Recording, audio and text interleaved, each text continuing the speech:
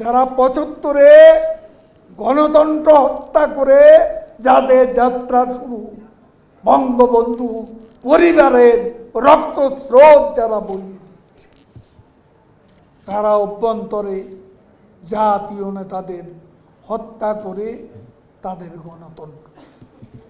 ২১শে আগস্ট বঙ্গবন্ধু কন্যাকে টার্গেট করে যে হত্যাকাণ্ড,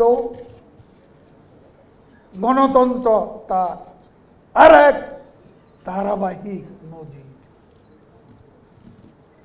এরাই এখন সবচেয়ে বেশি গণতন্ত্রের কথা বলে।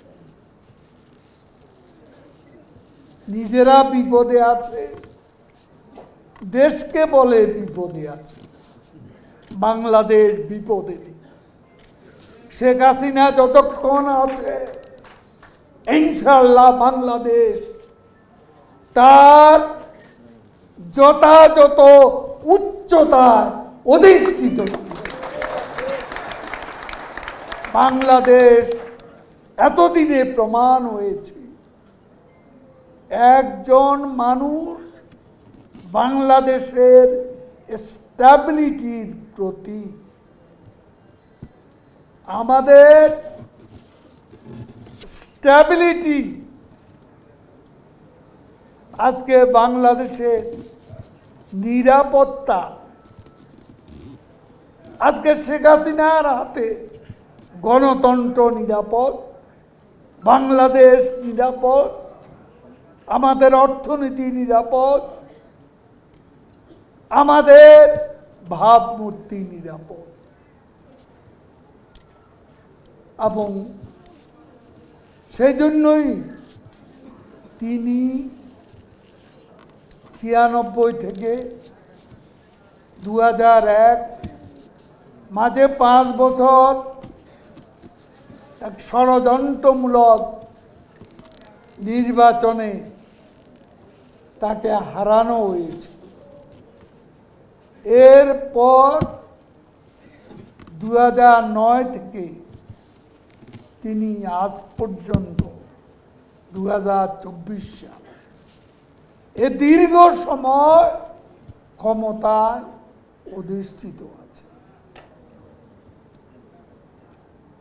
আমরা ১৫ই ফেব্রুয়ারি মার্কা নির্বাচন করে ক্ষমতায় আসি। এবারে যে নির্বাচন, এটা কোনো সেমি ডেমোক্রেসি নয়, এটা একটা ডেমোক্রেটিক ইলেকশন। এবং এটা তারা আসেনি, তারপরেও 42% ভোটার ভোট দিয়েছে।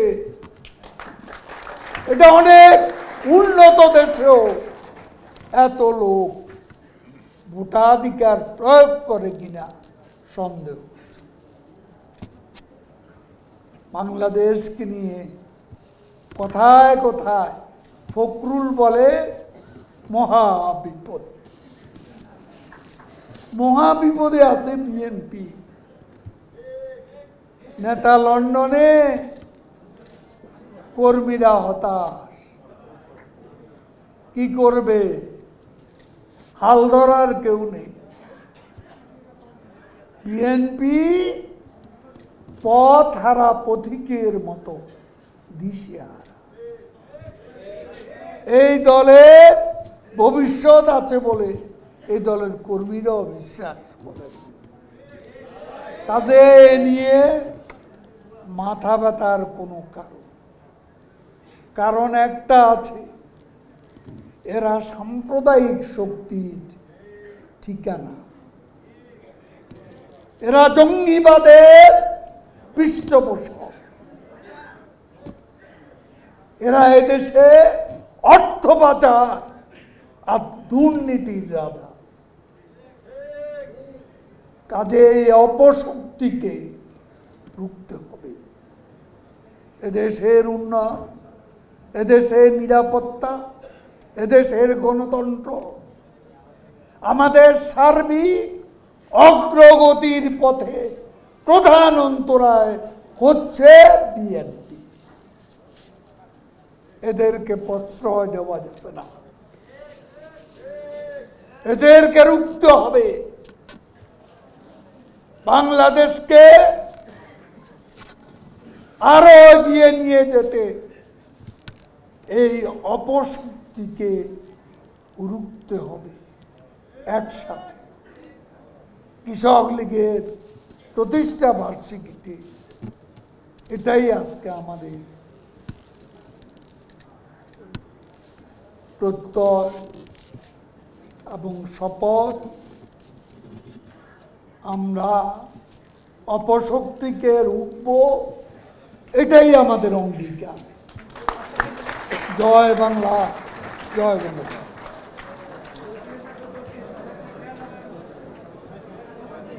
এগুলো কি